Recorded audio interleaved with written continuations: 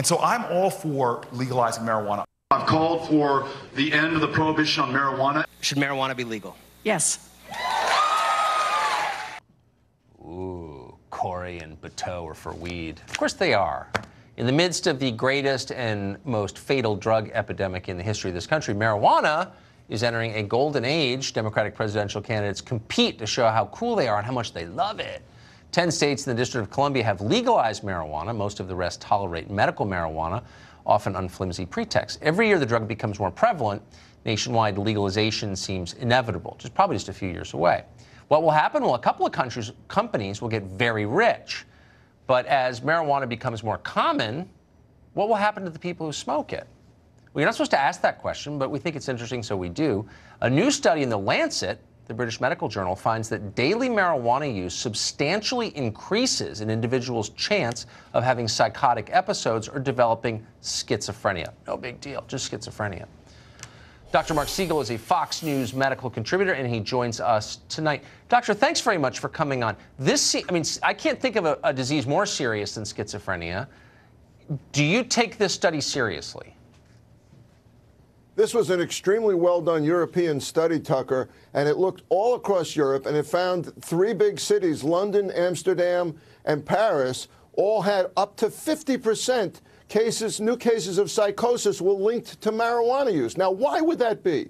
Let me tell you a little biology lesson here, Tucker. Marijuana is not what people out there think it is, because the active ingredient that causes problems in the brain, psychiatric symptoms, is now 20 to 30 times more powerful than it was in the 1970s when we were teens. 20 to 30 more times THC in marijuana now. And THC is what's causing all this. It's causing depression, it's causing anxiety, it's causing psychosis. And in places that have legalized pot, fully legalized it recreationally, like Colorado, like Washington, like those 10 states you mentioned, like Canada, the amount of cannabis-induced psychosis is doubled or tripled.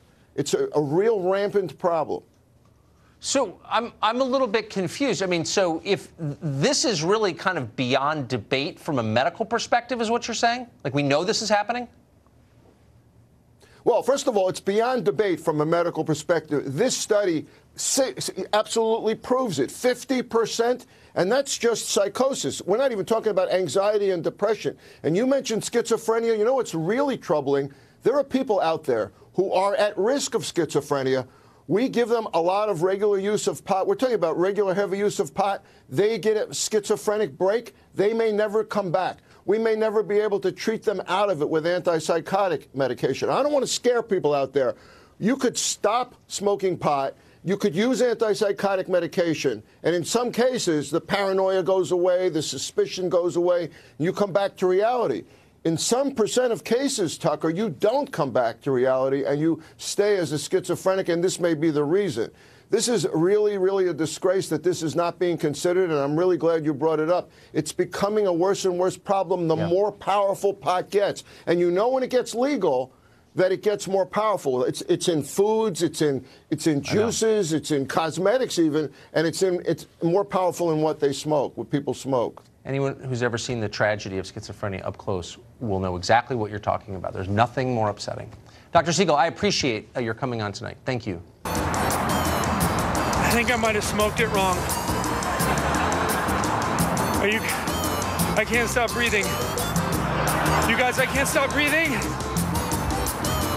Can you call my mom? I smoke weed now because it's the law. Smoking marijuana at home can help treat stress, anxiety, and depression, or not, depending on which strain of cannabis people use and how much of it they use. That's the bottom line of a new study out of the university, make that Washington State University tonight, where scientists examine reports from people who used it at home. Their work suggests smoking pot can significantly reduce short-term levels of depression, anxiety, and stress, but may contribute to worse overall feelings of depression over time. Breaking down the data is where it gets interesting. The WSU research team found that 1 puff of cannabis high in CBD, that's the compound that you won't get high from, was best at reducing symptoms of depression. 2 puffs of any type of cannabis was sufficient at reducing anxiety, while 10 or more puffs of cannabis high in both CBD and THC, that's the compound that will get you high, produced the biggest drop in stress.